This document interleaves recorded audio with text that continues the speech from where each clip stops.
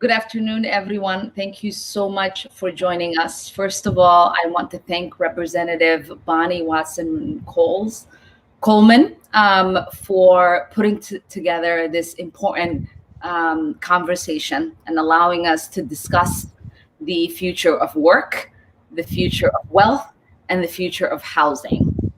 All of the critical work that she has been able to do in regards to economic security and economic justice really has shaped the conversation here in Congress and around the nation. Before the COVID-19 pandemic began, we were already facing a shortage of affordable housing and lack of access to the resources for our housed and unhoused communities. This pandemic has only heightened these issues and has made it clear that housing is a fundamental human right that should be afforded to all people. Right now, staying inside and socially distancing can save a person's life, but not everyone has the ability to do so, and many are on the verge of losing that ability. I firmly believe that housing is a right and not a privilege. And due to COVID, we are uniquely positioned to create real change that would positively impact our communities. Housing impacts more than we think. It intersects with our access to healthcare and our interactions with the carceral state.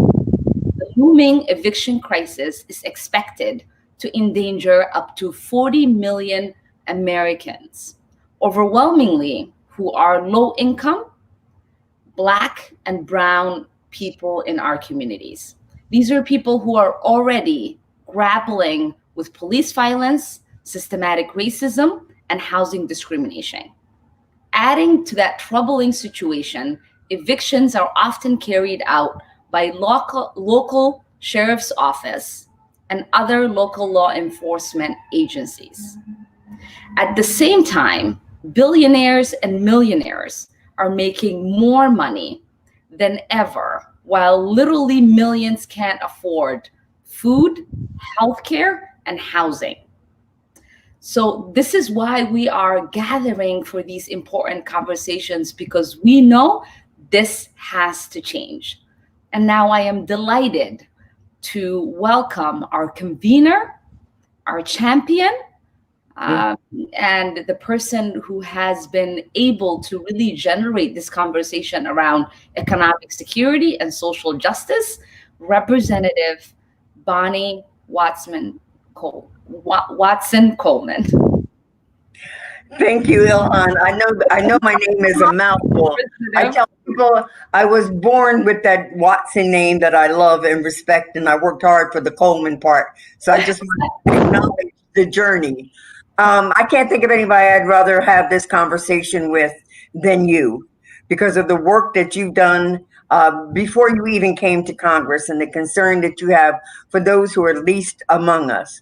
You're right. This has been a 3-day conference, economically based conference, looking at jobs and the importance of our well-being and our access to the American dream for working families, and the issue of the discussion we had with the great Deb Haaland yesterday on access to wealth and what does that mean. And now we're going to deal with housing, a fundamental right. You're absolutely right. It impacts our ability to have a good education, ability to be close to jobs, ability to be close to transportation systems, and the ability to live in decent, safe, and affordable housing. All of these things together, I think, represent a formula for looking at, getting at, and hopefully eliminating poverty. No family should be expected to live under the yoke of poverty. And if we can address these issues that we've been addressing over the last 3 days, then I think that we can establish a floor beneath which no family will fall and which each family can live and survive and thrive. I want to thank your amazing moderator, who is going to lead this discussion. Thank you for taking the time out of your schedule. And thank you to the panelists who are going to share their expertise and their passion. These have been important discussions, so I do hope that those people who are catching this one, who didn't catch the second one or the first one, will look for those, because it is a continuum of conversation. Thank you, and God bless. Thank you, Representative Watson Coleman. You're right. Today we are going to have a discussion not just on the issues that are pertaining to housing, but also offering a solution. And we have a great set of panelists. But first, I want to introduce our moderator, Tara Raghuveer of the People Action Institute, who will lead this discussion and who will allow for us not only to revisit the issues as it pertains to housing and the crisis that's upon us, but also the solutions that we have in addressing it, because we have lots of solutions. Tara, take it away. Thank you so much. And I need to start by thanking Representative Omar for her bold leadership on this issue. She is a true visionary, and along with her colleagues, Representative Watson Coleman and Representative Holland, she's been a champion for the people. I just want to start by saying that time and time again, when poor and working class tenants come to Representative Omar with an idea, she not only takes it on, but also includes those same tenants in the process along the way. And we are so appreciative of her for that. And I'm thrilled to be here today. As Representative Omar said, my name is Tara Raghuveer, and I'm the Homes Guarantee Campaign Director at People's Action Institute. We're a network of grassroots organizations across the country. And before we begin with this panel, I want to introduce the two other panelists really briefly, and you'll get to know them more as we move on with the conversation. The first is Nelima Sitati Munene, who is a community development professional. She's a current executive director of the African Career Education and Resources Incorporated, an issue-based organization working in the Twin Cities to advance equity, and especially within the African immigrant community. And my friend, Thomas Silverstein, is counsel at the Fair Housing and Community Development Project at the Lawyers Committee for Civil Rights Under Law. And his work focuses on impact litigation under the Fair Housing Act and efforts to increase compliance with the duty to affirmatively further fair housing through policy advocacy, administrative enforcement, and technical assistance. And these are some of the boldest visionaries that I know working on housing across the country. So we're going to have a great conversation today. And I want to thank you all for your tremendous work. So let's get to business. We'll begin by talking about a homes guarantee. For us at People's Action, the idea of a homes guarantee was launched publicly around this time last year. And it was an idea that was really informed by the leadership of grassroots tenants and organizers across the country. And they came to us and they said they wanted to establish a new flank for what progressive housing policy could look like in America. And we wanted to kind of reimagine a federal role for housing policy. So for us, a homes guarantee is simple. We live in the richest country in the history of the world. We can and we must guarantee that everyone has a safe, accessible, sustainable, truly and permanently affordable home, period. But this simple premise, of course, is one that's complicated by what I would like to call a conspiracy of the profiteers that has stifled our imagination. And it's led us to believe that housing is a commodity and that it can't be a human right and that it must be delivered by the private market. So the Homes Guarantee for us is a campaign that aims to transform housing from commodity to public good and ultimately to guarantee that housing is delivered to every American as a human right once and for all. So I want to start with Nelima, who's coming to this conversation from the Twin Cities. Nelima, what do you think about when you hear Homes Guarantee, and what is your vision for what this could mean for your community? Sure. Thank you so much, Tara. I appreciate the conversation. I think for starters, at no time in history has this become a more important conversation, especially in the midst of a current pandemic that we are facing. And I think, like I like to say a lot, is I think what the COVID-19 pandemic has done is really exposed what we as housing organizers, housing advocates have known for a very long time, and have been saying for a very long time, and receiving, a lot of pushback about the precarious condition of housing, or lack of thereof of housing in the United States. And so, for example, when the COVID pandemic broke out and we started getting these stay home orders, which were very appropriate in order for us to begin even to grapple with the pandemic and try to contain it, it became abundantly clear that what happens to folks who do not have access to housing. And so for a long time, we've been saying that housing is a basic and fundamental human right. And for us and my organization and the folks that we work with here in Minnesota, that is our premise of the housing guarantee, that housing is a basic and fundamental human right. It is a necessity. People need shelter. And so when we were being asked to shelter in place, it became abundantly clear that because we don't have a guarantee to housing for everybody, then there were people who are not going to be able to shelter in place. And going beyond that, we believe that a housing guarantee is going to be guaranteed that everybody has access to safe housing. The housing has to be safe, it has to be accessible, it has to be sustainable housing, and it has to be permanently affordable. And so, what does that mean? I think a lot of times we talk about affordable housing, but then the question behind that is that who is it affordable to? Because even the way affordable housing is determined, or is explained maybe even from a federal level or from HUD, it is usually not affordable to everybody. If you look at the housing market right now, most of the affordable housing that is being developed is at around 80% area median incomes, 60% area median incomes, which, for example, here in the Twin Cities, the average, median income quickly rises, because if we include, the wealthier areas of the Twin Cities, it quickly goes up to about an average of about $90,000, which does not reflect what the people who are really struggling, with housing are facing, and that is not their income. And so a housing guarantee would say that everybody, it doesn't matter what your income is, it doesn't matter where you live, it doesn't matter where you come from, that everybody will have access to housing, and that housing will be safe and accessible.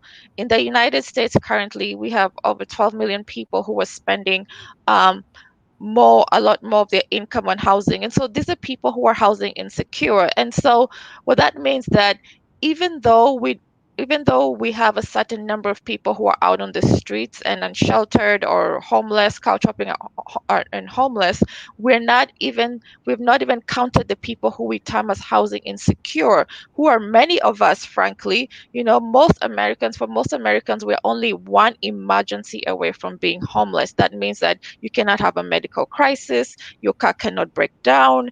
I mean, like, nothing can happen because people are overstretched. Even people who are living in so-called affordable housing, or what is sometimes termed as national occurring affordable housing, they are spending most of their income on housing, and especially the lower income they are, the more the percentage they are spending on housing. And so for most people who are renting, low income tenants, they're spending upwards of 50% or more on their rent. And when we have talked to our constituency base and said, what does this mean for you? It impacts other areas of their life, because people are going to struggle to put food on the table first. With the COVID pandemic, when people started losing income and etc., people were being kept in a situation where they're having to make a decision between, do I feed my children? Do I put food on the table? Or do I pay my rent first so that I do not get evicted before all this eviction moratorium started rolling out, and which are not really in every state? And the other thing, we talk to people even before the COVID-19, when we ask them, what does it mean that you're paying 50% or more on your rent? And this is what they say. That means that even though I have access to go to the medical clinic, if the doctor gives me my prescription, I don't get to fill my whole prescription. I am going to fill either half of my prescription, or on a bad month, I'm just not going to fill my prescription at all. And so we know that they're not addressing their health issues, and so we continue to have this disparate outcomes in health that continues to be perpetuated among folks who are at risk of losing housing. And so housing guarantee means that we make a firm commitment to reinvest in public and deeply affordable housing.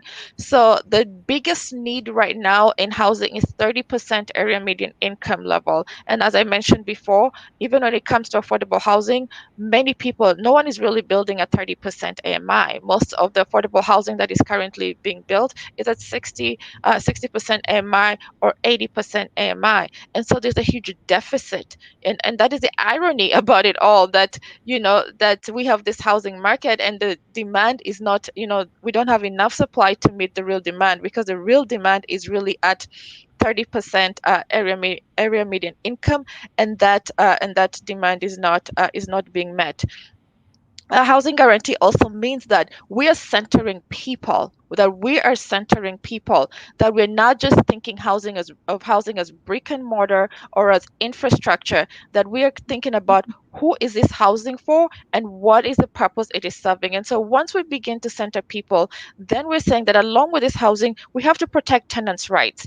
There's a lot of unscrupulous landlords out there as well as good landlords, but that means that in order for people not to become homeless or not to have be at risk of being homeless, we have to make sure that we're protecting tenants' rights so that they're not being targeted when they're demanding for their rights. And also, the housing crisis didn't just happen. This is not just happenstance. There's historical context. There are historical policies, both public and policies, and also public and private practices that have led us to where we are. And that is why there's a great disproportionality on who is being most impacted by these issues and who is most at risk. And so in order for us to have a sustainable housing guarantee, we have to address the historical injustices and oppression that have led us to this point, and we have to start correcting them so that we can move forward. We can't keep on just putting a band-aid over a long-term problem. And so that means that we're moving forward with a racial justice lens, that we are saying that everybody is valuable, that providing access to housing to everybody benefits all of us, that this is a people issue. And so we're going to center people in the solutions that we're coming up with, but most important of all, that we are centering the folks who are most impacted, the people who have the lived experience of what is going on, so that they can lead the conversation about what are the true sustainable solutions to get us to where we need to be. And so part of those things include making a firm commitment to reinvest in public housing, which right now has a deficit of about $70 billion, and also investing in an increased supply, of affordable housing to the tune of, over $45 billion. And we know that there's a value in doing this. For example, our learnings and our data tell us that when we invest, that when we have a shortage of affordable housing, it is costing our economy about $2 trillion a year, because people cannot be able to access higher wage jobs in communities where they cannot afford the housing. So a housing guarantee not only takes care of a basic and fundamental human right of our communities, but it also offers a huge return on our investment. We need to start investing in people. Thank you. Ooh, Nelima, I'm so glad we're in conversation, because I feel like we already share a brain. Thank you so much. And you just dropped some amazing statistics. I want to call one thing out that you said, right? I want to make sure that everyone here heard Nelima when she said 12 million households pay over 50% of their income to rent. Right. And that was before the pandemic, right? Now we're living in the middle of an unemployment crisis unlike anything we've ever seen. And so many more people are even more cost burdened when it comes to their housing than they were before. So I want to turn it over to Representative Omar, because that 12 million number is something that's very significant based on the leadership that you've taken on this issue. Representative Omar, tell us about the Homes for All Act of 2019, and how will that piece of legislation take us towards the homes guarantee that Nelima just beautifully envisioned for us? Well, thank you so much. And thank you, Nelima, for that, because what you underscored is that the housing crisis didn't begin with the coronavirus crisis, right? American families have long struggled with homelessness and housing insecurity. The pandemic presents us with an opportunity to reassess the system that is failing so many people and to fundamentally transform our approach to housing. As a nation, it's going to be really important for us to understand housing not as a commodity, but as a human right. And it's important for us to continue to underscore that 50% or more, to 12 million Americans and more are paying 50% and more for housing, and I'm included in that, which is why these policies have been very personal to me, and that's why I've been very passionate about them. And it is important for us to say that we now can have an opportunity to invest in housing on a scale that's not seen since the New Deal, which is why, with the help of so many grassroots organizations and organizers, we were able to introduce the very transformative and visionary policy Homes for All, which does really address what it means for us to really guarantee homes for people. This legislation will authorize a construction of 12 million public housing and affordable housing, private affordable housing units. It protects families from gentrification. It prevents displacement. It helps stabilize neighborhoods by creating a separate fund for neighborhood restabilization. It also makes public housing a mandatory part of the federal budget, just like we do with Medicaid and Social Security, because we recognize investing in public housing will help expand the available affordable housing stock, which will drive down costs throughout the market. With so many urgent crises unfolding before us right now, it is easy to neglect the looming threat of climate change. But the climate crisis is already devastating so many communities across the globe, disproportionately impacting Indigenous communities and people of color. And our Homes for All also addresses that. As we've seen so many people being displaced by the climate crisis, it's important for us to think about constructing housing units that adhere to the highest available environmental standards. And under the Homes for All, public housing will be designed, built, and operated in accord with those highest standards to ensure safety for all of the tenants. Decarbonized housing will also, which is also a really core part of the Green New Deal, will allow for people, regardless of what zip code they might be in, to have the opportunity to thrive. I think oftentimes we think about housing in silo, and we forget how that's connected, as the representative said earlier, to our education, to our health, to the environment, to the basic sustainability of our communities. And if we don't really holistically address the housing shortage, the housing crisis, the insecurity in housing that people are facing, the homelessness that currently exists in our communities, we will continue to backfill, and that actually costs us more money than it will if we decided to fully invest in a policy like Homes for All. Thank you so much, Representative Omar, and thanks again for your vision on this. I love that both you and Nelima have been so clear on the intersections between this issue and so many other issues. And I'm glad you both mentioned education, because we're going to talk about that in just a little bit. But before we move on from the Homes Guarantee, Thomas, you've been one of the leading experts who has kind of made this grassroots vision into the legislation that Representative Omar is talking about. And considering the moment that we're in right now, and everything that's going on that Representative Omar described, what would it mean for working people for us to win a homes guarantee in America? And how would it have potentially changed the situation that we now find ourselves in if we had a homes guarantee before COVID had even occurred? Thanks, Tara. So again, my name is Thomas Silverstein. I'm counsel in the Fair Housing and Community Development Project of the Lawyers Committee for Civil Rights Under Law. We're a national civil rights legal nonprofit that has the mission of combating racial discrimination through the leveraging of the leadership and resources of the private bar, particularly emphasizing on working to counteract and eradicate discrimination against Black communities. When Tara first approached me about working on the Homes Guarantee campaign, I immediately thought that it was incredibly compelling and recognized the deep organizing with directly impacted residents that led to this vision. And, there are many sort of discrete, very concrete examples of what a homes guarantee would mean for working people.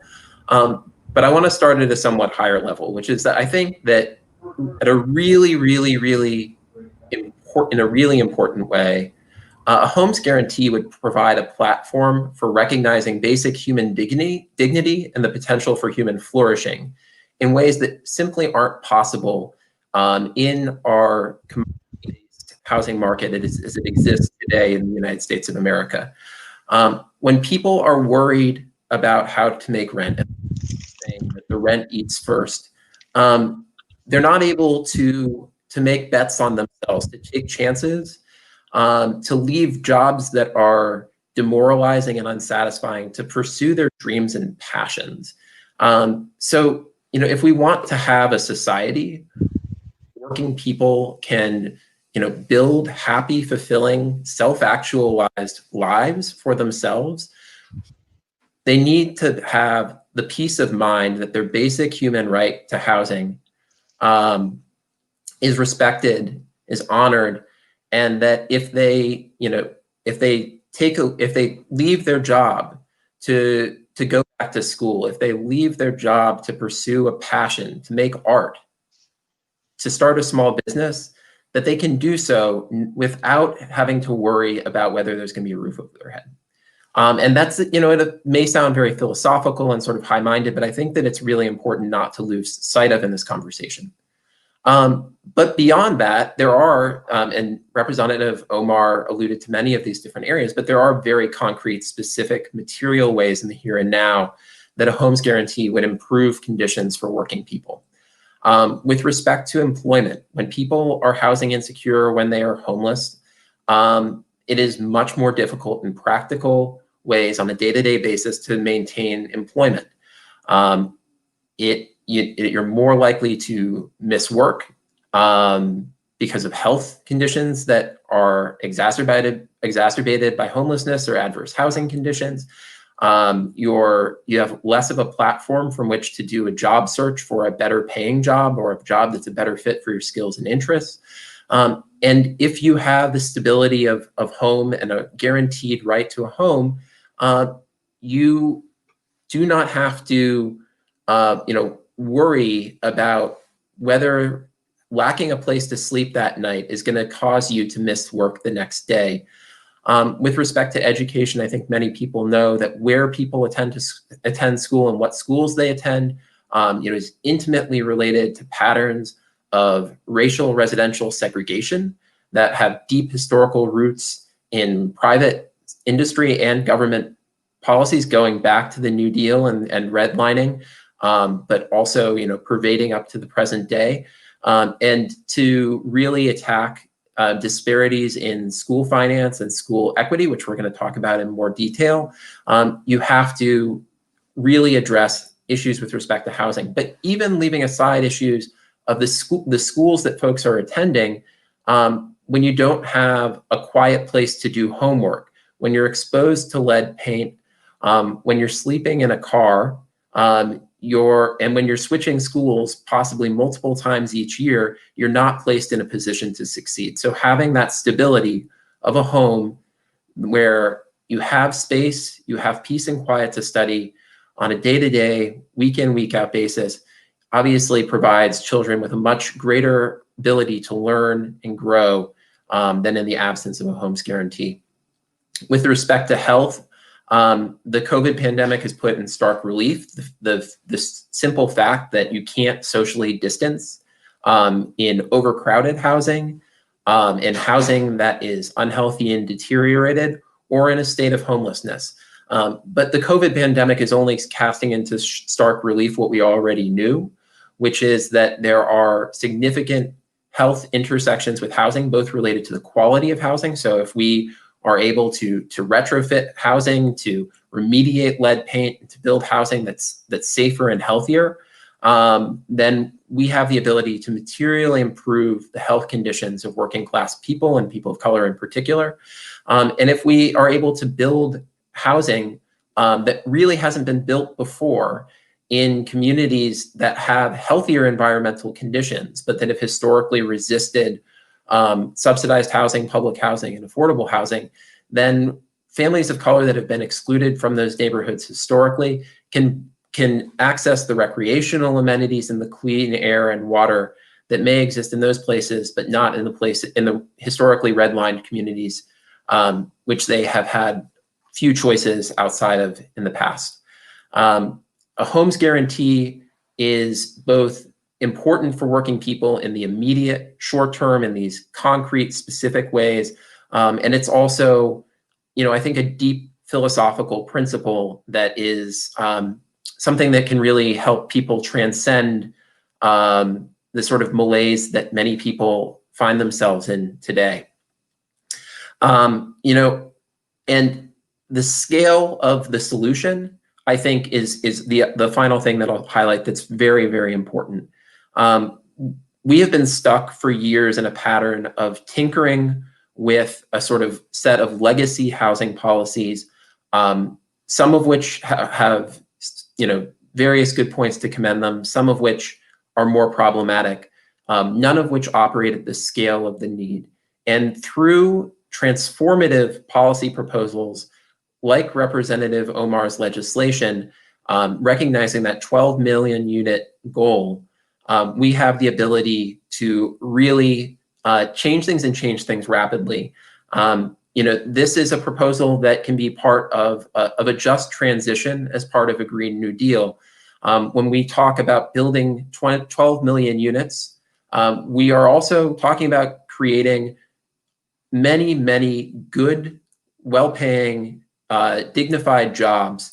And I think that's also worth highlighting as part of the broader impact and positive impact of a homes guarantee in practical terms for working class folks. Thanks, Tara. Thank you so much, Thomas. And I love that you declared an end to the era of tinkering. We're done with tinkering. Ain't nobody got time for tinkering or incrementalism anymore. I mean, the scale of the problems that we're talking about is so immense, to your point, that we have to take much broader action.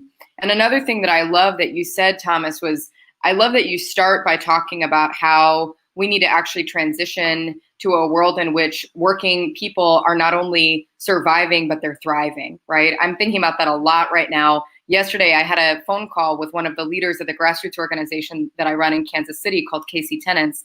And this leader called me and said, I don't know if I'm having a heart attack or a panic attack right now, because she's in the middle of an eviction process, right? And she's probably the fourth leader in a week who's called me expressing this kind of mental health impact that housing insecurity is having on them. And, when I talked to Ashley about how she wanted to spend her day off, she didn't even conceive of the notion that she could do something like read a book or take care of herself. And that's the limitation of poverty, right? That's what happens to people when they're ground down by a system that just never lets them get a breath or get ahead. So I love that you started there.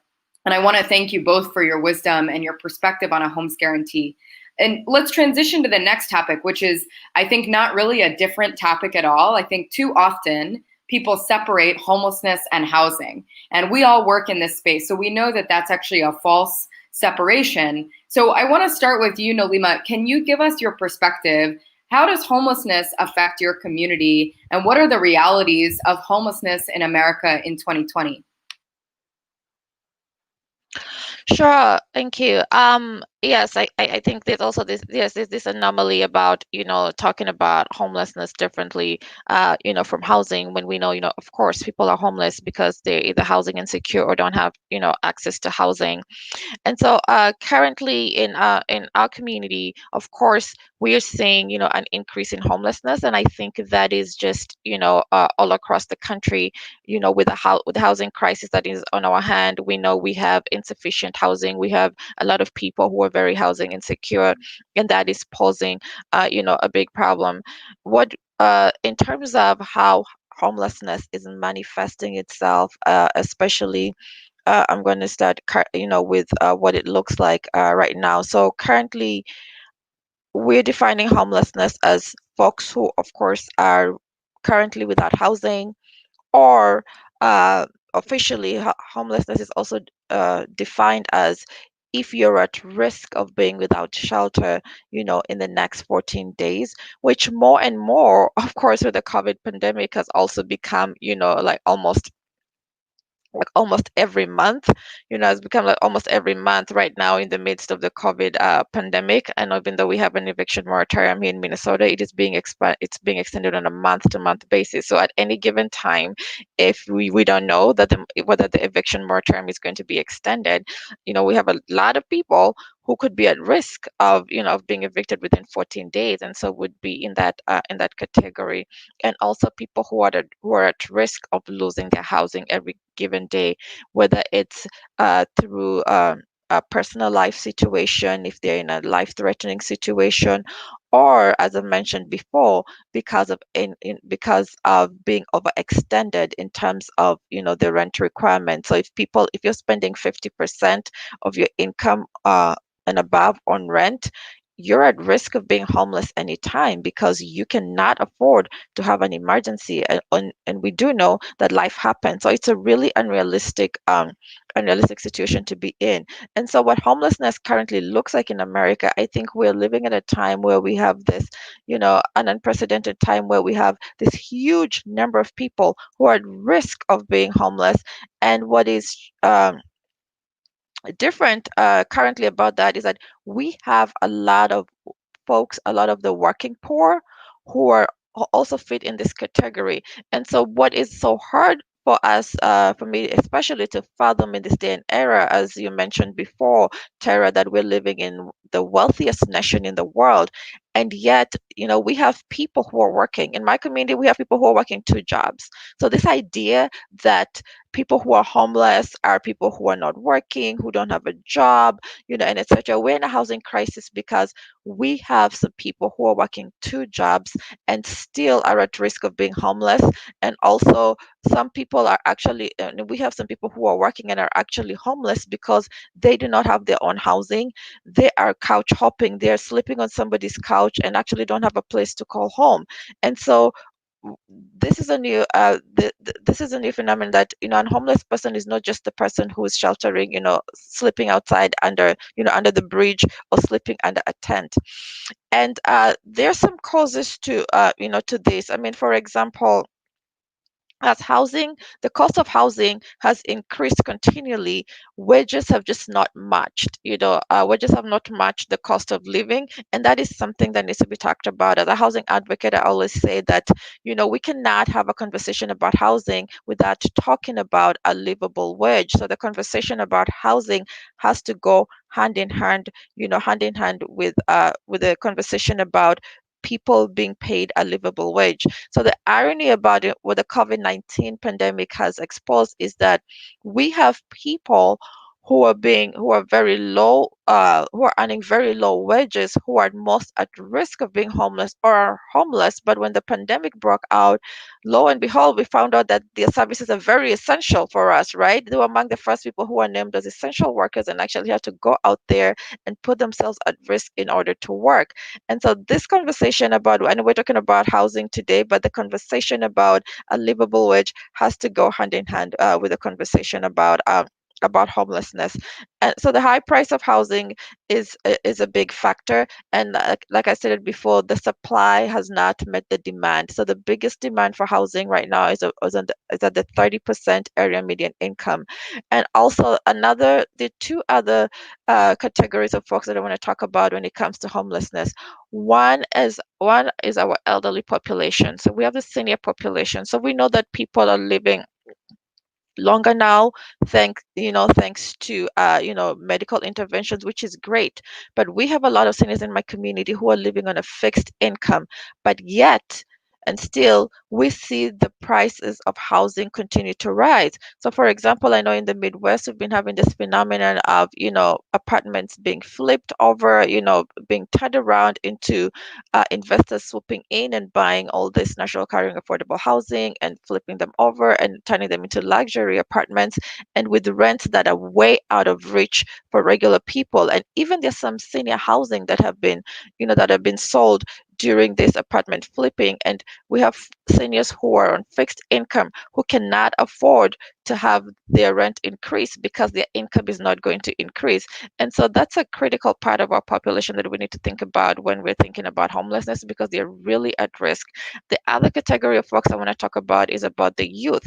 I mean, right now in the communities, especially youth who are transitioning, they've completed high school and they're going to college, and so they're not completely independent, but they're in the young adult category. So youth who are 18 to 24 in my community are also very much at risk, and especially when they have to go away to college, whether it's within their state or etc. Student housing is so expensive. Student housing has become so expensive, and especially we have a lot of investors who are building around these college campuses, and we're not really asking where are college students living when they're going off to college, and they don't have a lot of income to pay for housing. So that is an important category of folks. And then on top of that, how do we expect them to be successful in completing their college when they're at such a risk of being homeless? And then we want to talk about the unsheltered population, people who are sleeping under the bridges, etc.,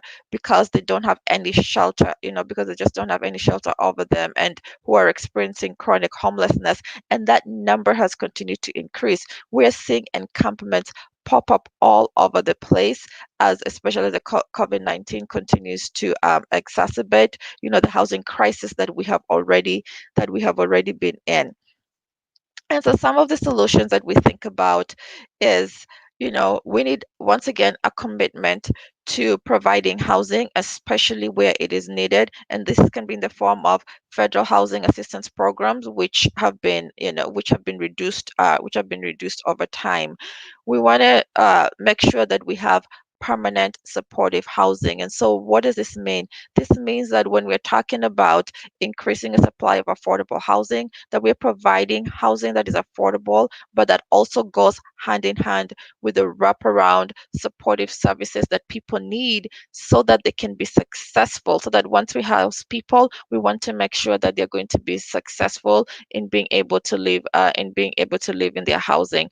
And the third thing that we talk about in my community is about housing fast. So for a long time, programs that were serving people who are homeless and trying to get housing for them, there was this demand that you clean up your act fast, whatever that means, before you get into housing. But what we're working towards is saying we want to house people first, we want to shelter people first, and then work with them to connect them to the services that they need, and so that they can be successful. But overall, we need to make a commitment to funding public housing at the level that it is required, so that people can be able to have a guarantee that they're going to have shelter tomorrow. Because as was mentioned before, people cannot make long-term decisions in a crisis. If I do not have a guarantee that I'm going to have housing for the next 2 or 3 years, I cannot even begin to make a decision about whether I want to go back to school, whether I am going to stay at this job, or whether I'm going to make a commitment to this other job with a 45-minute commute. So we want to make sure that we're making a long-term investment and commitment to addressing the homelessness issue, so that we can begin even to make a dent in this problem. Thank you. Thank you so much, Nelima. And as with the first answer, you kind of blew me away with the breadth, but also the depth of your vision about how we actually solve homelessness. Thomas, I want to turn it over to you and ask you, can you share a little bit more about how homelessness actually contributes to a cycle of poverty and actually contributes to reproducing poverty among poor and working class, and as Nelima said, working poor households? Absolutely. Thanks, Tara. So in my prior remarks, I already mentioned the connection between homelessness and job instability, and homelessness and struggles with school achievement, both in terms of school performance and also remaining in school and graduating. And those are, I think, very important points. But there are three points I want to specifically address here in a little bit more depth. So one relates to health. And I think that a past act of Congress is actually illustrative here. For a couple decades now, we have had a program called the Housing Opportunities for Persons with AIDS, or HOPWA program. This is a block grant program that Congress created that's administered by HUD through local entities that receive money through this program to specifically do what the program suggests: help provide affordable housing for people who have HIV or AIDS. Part of the logic behind this program is that when people are on an intensive medication regimen, that if you don't have stable housing or if you are homeless, it is materially harder to stick to that medication regimen. And that is a logic that's absolutely true with respect to HIV and AIDS, but it's true with many medical conditions. And this gets back to the question of the scale of the problem. We should not have a society that's as wealthy as ours, that has the resources that our society has, that allows anyone to get sick or get more sick or even die of a chronic illness because they can't effectively manage their medication because they don't have a safe place to store it. It's simply absurd in the society in which we live. So that's one point I would want to raise. And the sort of connection back to poverty there, I think it can be quite clear. If you're unable to manage the symptoms of your chronic illness, then how are you supposed to consistently get to show up to work and make income through employment that will help you, get back into housing and be able to afford the rent, right? There's, I think, a pretty logical connection there to that cycle of poverty. The second point I want to raise is that we have an epidemic across this country of criminalization of homelessness schemes perpetrated by local governments. And these can show up in a lot of different ways in terms of sweeps of homeless encampments, ordinances that ban camping within city limits or prohibit people from sleeping in their cars. And those are sort of some of the more formalized ways in which the criminalization of homelessness appears. There's also the more sort of mundane day-to-day drag of police harassment and sort of petty picking on homeless folks, and in particular unsheltered homeless folks, but not exclusively unsheltered homeless folks. And when you have this chronic high level of criminalization of homelessness, that means that people who are homeless often end up having extensive criminal records. It's very hard to exist outside as an unsheltered homeless person and not end up with some kind of a criminal record. And that in turn limits access to housing because so many housing providers restrict people who have certain types of criminal records, and sometimes all people with criminal records, from living in their properties. And I'll take a step back to point out briefly that I think it's really important that Representative Omar's Homes for All Act would prohibit banning people with criminal records from the housing units developed under the program. I think that's really, really important. And it's a pretty stark departure from nearly a quarter century of federal housing policy, which has taken more or less the opposite approach. So when you have, again, this criminalization of homelessness and folks who are unhoused ending up with criminal records, that impedes their access to housing, which can be a platform for getting out of poverty. It also impedes their access to employment, since many employers won't hire someone who has a criminal record or an extensive criminal record. So when we're talking about homelessness and housing, we also have to talk about criminal justice, because the issues are very, very much intertwined. The last thing I'll say is that, and I think people have seen this, particularly in the context of this year and the COVID pandemic, is that a housing crisis, an eviction crisis, and a homelessness crisis are recipes for voter suppression. That when people are unhoused, how are they supposed to vote by mail if they can't receive mail? Will their voter, are they going to be in a position where they're able to effectively re-register after having moved out of a district because they're experiencing this instability? And the connection between voter suppression and poverty may not be as immediately intuitive or obvious for some. I think we see the need for progressive, transformative public policy interventions around poverty, whether it's the question of housing, whether it's the question of wealth, whether it's the question of work. And if working class people, and working class people of color in particular, are not able to vote or face extreme barriers to voting, then the chances of having elected officials who are responsive to their demands, grounded in deep organizing and lived experience, goes down. So how are we supposed to attack poverty if the people who have that lived experience and have articulated those demands don't have the ability to assert their voice through our democratic processes? And that is directly linked to homelessness. I think, there is a question of whether some cynical political officials may not be taking this crisis right now in the context of COVID as seriously as they ought to, and as they have a moral obligation to, because they would prefer to see people not participate. So, this is really cyclical. It's deeply cyclical, and these factors are intertwined. I think that particularly as we, sort of approach election season, and as we've gone through months of amazing and inspiring protests and uprisings against police violence, it's far past time to recognize the connection between housing, homelessness, and policing. Thanks, Tara.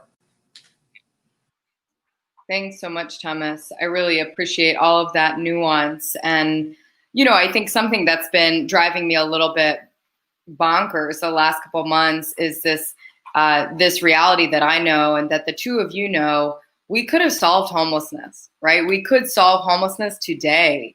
We just printed $2 trillion from the Fed, and we gave it mostly to corporations and to institutions that really don't need a bailout right now. And meanwhile, we all know that the cost of actually just solving this problem once and for all through the solutions that Nelima discussed and Thomas discussed, the cost is not that large. And actually, to Nalima's point from earlier, it costs us more as a society, 3 times more, to treat homelessness than to prevent it, right? And that shouldn't be our motivation for doing it, because it's not about the cost. It's about guaranteeing that everyone has a home. But that's been kind of driving me bonkers during this period of time when we're actually just printing money, and we're realizing, at long last, that the government can actually just do some of these things.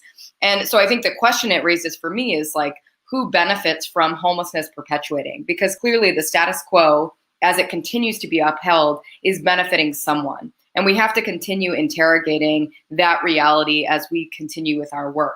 So I want to move on to another issue that came up earlier in our conversation, and that's about the connections between housing and other issue areas. And this is actually one of the things that moves me the most about doing housing work and tenant organizing, is that there are so many connections with issues all over the place, as Thomas was saying, with voter rights, with criminal justice issues. So one of the deepest intersections, I think, is between housing and education, right? Evictions impact kids every day, their ability to stay in their seat at school and thrive.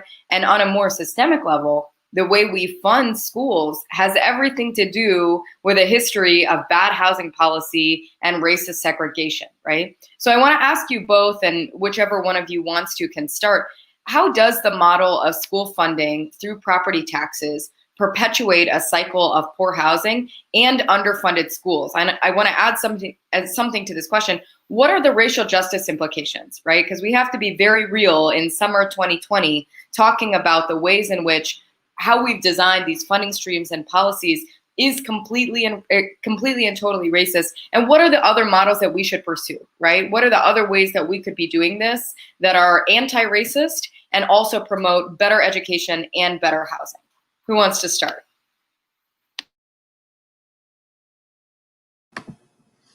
I can go ahead. Thanks, Tara. So I think, there are a few sort of layers and wrinkles to this question. So, fundamentally, if we are committed as a society to treating housing as a human right and not as a commodity, then we are also committed to a model that is not premised on sort of an endless upward curve of property value increase and therefore increased property tax base, regardless of what community we're working in. So if we really want to decommodify housing, then we have to take seriously the challenge of not just thinking about how to make a system of school finance based on property taxes fairer, but whether property taxes are actually a just or equitable or logical tool for school finance.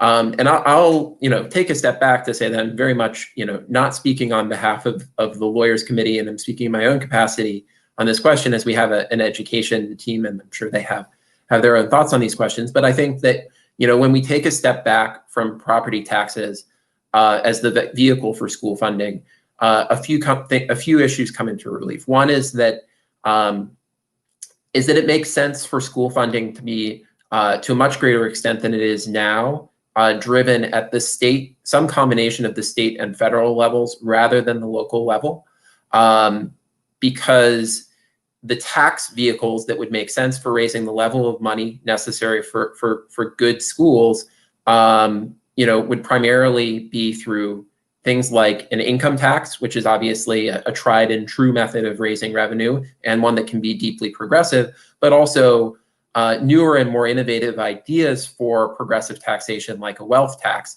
Those are tools that are probably more operational at the state or federal level, frankly, than they are at the local level, which is not to discourage anyone from considering those policies at the local level, but they are easier to implement and would result in less risk of sort of capital flight or wealthy people moving one town over to avoid taxes. It's harder to move one state over, and it's further than that, harder to move out of the country to avoid taxes than it is to just move across city lines.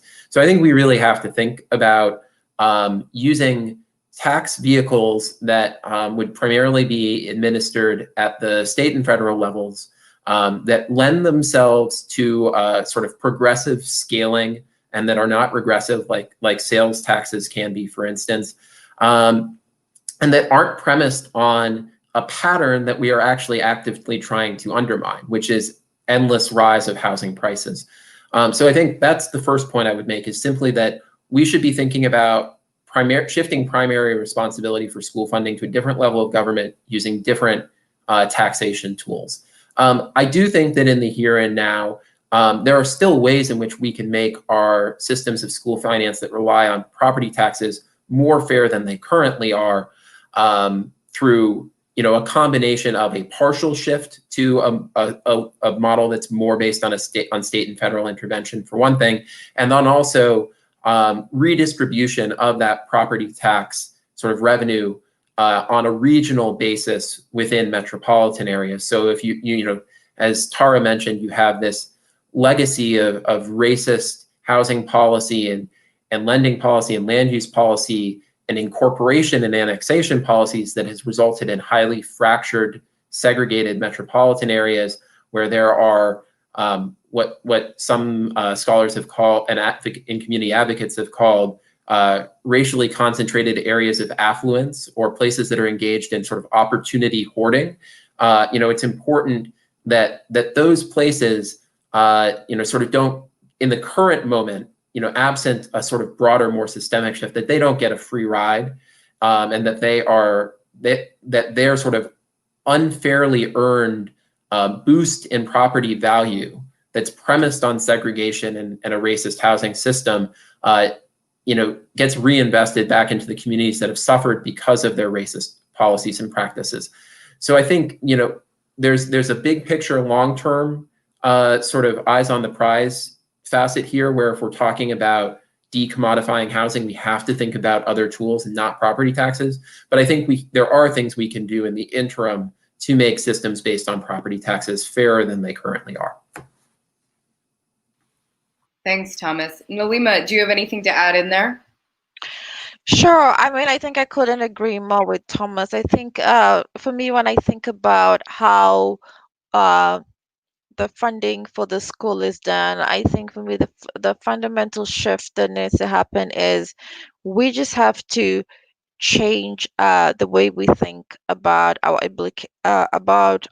what our obligation is to educate all our kids. So for me, that is the premise that I start from. If we all agree that I think in many states school is compulsory, right?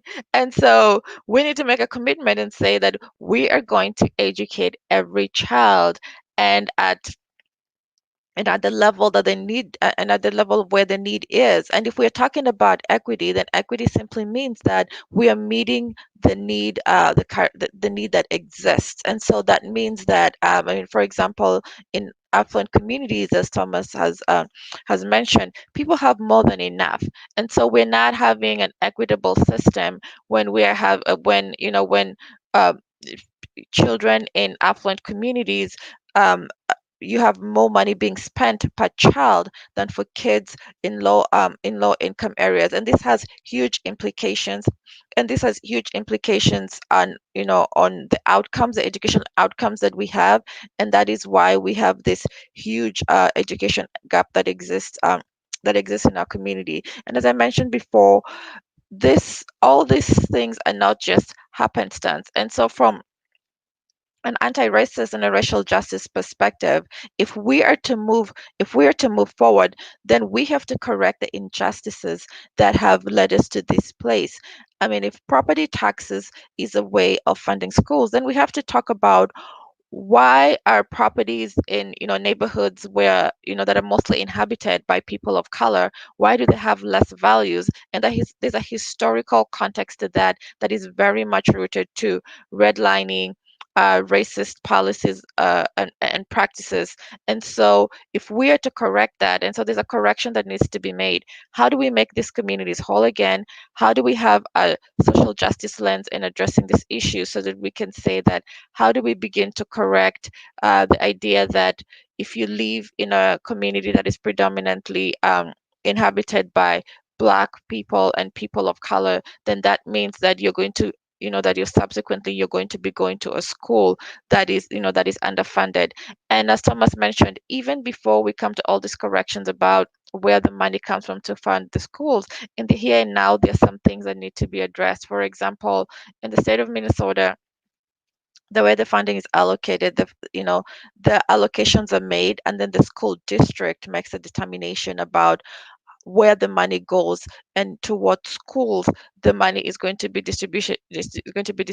And if you look across the districts throughout our state, you will see also that the money is not necessarily following the child. And so we need to look into that.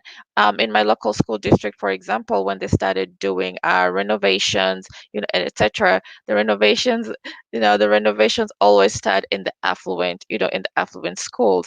And this and there's a lot to be said, and I think we also have to think about, there's also a lot to be said by the fact that um, school boards who make these decisions are elected, and so it's a political statement. And in my community, we have a school board that is concentrated, almost the whole school board comes from within a 1 mile radius of each other, in one corner of the school district that is the most affluent part of the school district.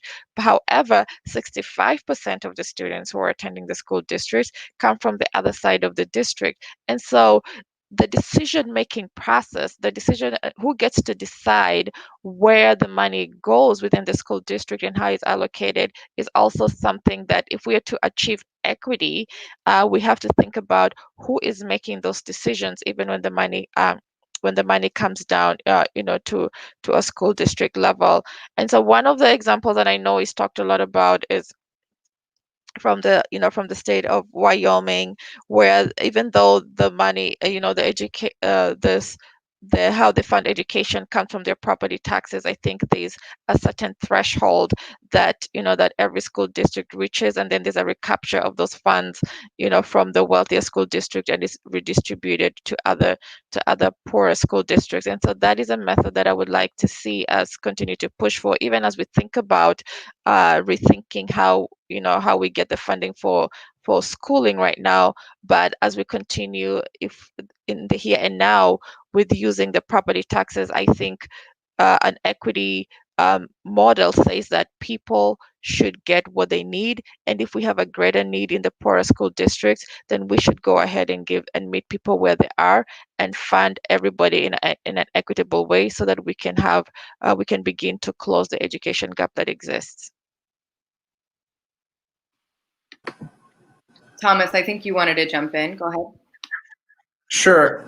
So one point that Nelima mentioned related to how properties are appraised and how that factors into property tax revenue and school finance. And I just wanted to lift up a point about sort of racial inequality in appraisals. I think sometimes with appraisals, as with many other issues, there's a tendency to place the problem of discrimination and segregation and institutional racism in the past. But in our sort of proper conception of the problem, it really doesn't belong in the past. Yes, the FHA underwriting manuals from the 30s and 40s that explicitly baked racial segregation into home appraisal, may not be in place anymore. But there was an article that some viewers might have seen that came out just last week in the New York Times, called Black Homeowners Face Discrimination in Appraisals, written by Deborah Kamen. And I think it provided a really stark example of what discrimination in appraisals can look like in 2020. There's a couple, a couple including one Black partner and one white partner. And they had their home appraised, and it was appraised for far less than they anticipated it to be appraised for. And then they ran an experiment, which was basically a sort of DIY or do-it-yourself exercise in what civil rights folks call fair housing testing, where they removed family pictures, they removed books by Black authors from the bookshelves, and the African American partner wasn't present the next time that an appraiser came back. And it was appraised for about 40% more. So whether the appraisers in question were sort of motivated by explicit racially discriminatory intent, or whether this was a factor of implicit bias, it's just a really stark example of how even in 2020, the practices that were very institutionalized when our housing, in the really formative years of our national housing market, that those are still a problem today. They're not something that can be sort of resigned to the dustbin of history at this point, although we need to do the work to make sure that they are. Thank And then, you. Tara, if I can just make one more comment. I think to the point of why I think we need to expand how we fund how we fund schools, is because in the idea of a local of the local school is still a great idea, But I think, our society has transitioned. I mean, it's like, it's very rare that people, really stay at the same place, so that we have to be guided and say that I feel only responsible or obligated to educate the kids around my neighborhood on my property taxes being spent here, because more likely than not, the people who are coming to work in your community and are contributing to your community are traveling from afar, and so this idea that, we only have to, that our funds only have to be localized here, when in reality, you may be living here and you're traveling X number of miles, to go and work in a different community and making income there, then that means that we all need to share this obligation, and responsibility to ensure that every child, is being provided, a good education. In one of the affluent communities, in Minnesota, in the Twin Cities, we did a study, and we found out that, this affluent community actually depends on, nannies and cleaners and gardeners who are coming from much poorer communities, and also the people who are working in their fancy restaurants and hotels and in their retail, and in their retail spaces, who cannot afford to buy homes there. So your community is actually being run by folks who cannot afford to send their kids to a decent school. And so this idea of hyper localization, and we're only responsible for a certain radius, of kids around us, is something of the past. And that is why we really need to embrace this idea that we have an obligation to educate, all the children, all our kids in our communities and in the country as a whole. Thanks so much, Nelima. And I'm loving learning from this really rich conversation. So we have a little bit of time left, and I think it would be odd, to say the least, if we didn't talk about some big news in housing from this week. On Tuesday, the Center for Disease Control put out an order that says that there is now a nationwide moratorium on evictions, and tenants and lawyers and advocates are still kind of trying to investigate what this order actually means and how it will be implemented. As of today, it's going to go into effect tomorrow, and it'll be in effect through the end of the year, through December 2020. So I wanted to start with you, Thomas. Can you just give us a high level on the CDC eviction moratorium, and also maybe let us know what questions are still remaining that lawyers and tenants and advocates will have to answer in the next couple of days? Thanks, Tara. So the eviction order, is something that I hope and expect will prevent some real harm and real human suffering. So, I think there's room to greet aspects of it with some skepticism, but it is certainly something that will help to at least partially address the need that we're seeing and facing right now. It's also something, and I know Tara would agree, is the result of a mass mobilization of tenants who've been organizing to advance and protect their rights during this crisis. This is not sort of an act of sort of beneficence from the federal government. This is power conceding something to a demand. So just to say that to start. But the moratorium, so first thing to know is it applies to essentially all rental properties. There are exceptions around hotels, but it's a pretty broad range of properties that it applies to. And that is an improvement in terms of federal intervention around evictions from the CARES Act moratorium, which had expired in late July, and which only protected federally subsidized housing and housing with federally backed mortgages. So we've gone from a protection that maybe helped tenants in roughly 25–30% of rental housing stock in the United States to effectively nearly 100% of rental housing stock. But from there are some sort of complex issues which tenants, social service providers, and legal services attorneys are going to have to navigate. So in order to be eligible to be protected from eviction, rather, tenants have to provide a declaration to their landlords that attests to several sort of key points. One is that they have had a sort of a loss of income related to COVID.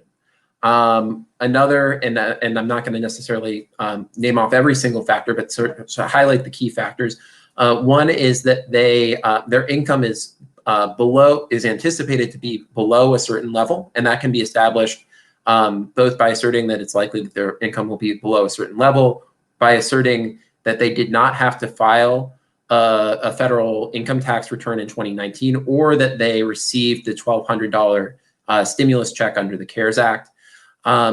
They also have to state that they, took efforts or took steps to secure rental assistance from government agencies to the extent available.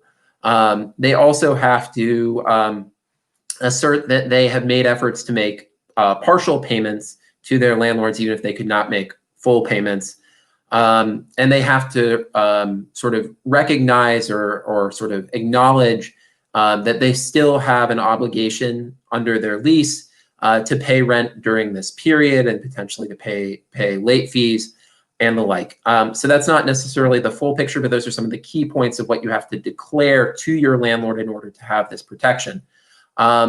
It's important to know that this declaration is something that's signed under oath. So in theory, if a law enforcement entity went after a tenant for allegedly having stated falsehoods in their declaration, they could be prosecuted for perjury, which is a criminal offense and a very serious issue. So you have to file this declaration first in order to get the protection from eviction later. So it's very important for tenants to be proactive, which is really a shortcoming of this intervention.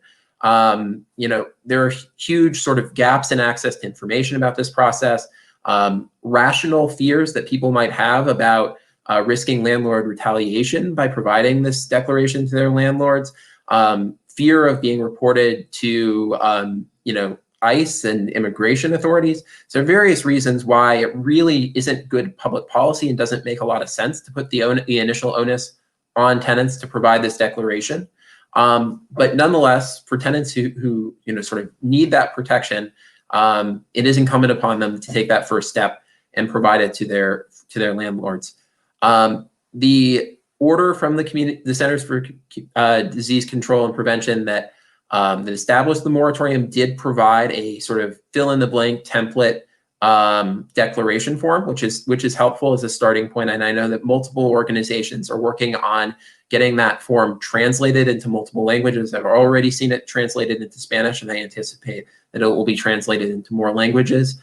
But it's, I'll say two more things. One is that if you compare this moratorium to the one that the House of Representatives passed as part of the HEROES Act, both in its duration and the practical mechanics of it, it falls far short of the HEROES Act eviction moratorium. So if we want to have a real eviction moratorium that seriously protects tenants while it is in place, more is needed. And on top of that, the HEROES Act would be on a firmer sort of legal footing than the CDC order, although I believe that the CDC order is lawful and constitutional. Industry groups have already, sort of publicly talked about plans to potentially challenge that order, and it could get held up in court in ways that the HEROES Act moratorium would not have been as susceptible to. The last piece is that there is an aspect of these moratoria which is both critically needed but also insufficient to the challenge at hand, which is that we're kicking the can down the road. We need to ideally cancel rent and mortgage payments in order to help people stay in their homes long term. We need to seriously revisit Representative Omar's Rent and Mortgage Payment Cancellation Act of 2020.